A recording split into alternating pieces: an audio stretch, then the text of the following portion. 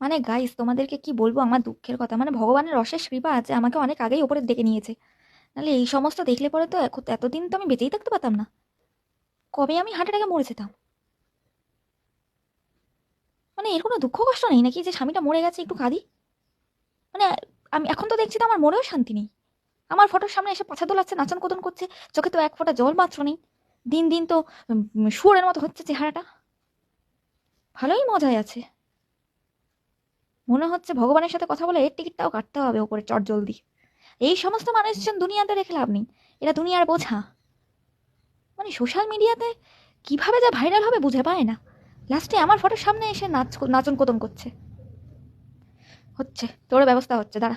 আমি যমরাজের সাথে কথা বলছি। চট জলদি তোর টিকিটটা কনফার্ম করতে বলছি। একদম যেন শুধু নরকে নিয়ে তেলের মধ্যে চোবায় তোকে। এমনি চেহারাতে ভালো মাংস আছে, হেভি কাবাব হয়ে যাবে। মানে কি বলবো মাইরি, কারে বিয়া করছিলাম আমি? এর চাপেই আমি মরছি। আর ময়রাও এখনো শান্তি নাই।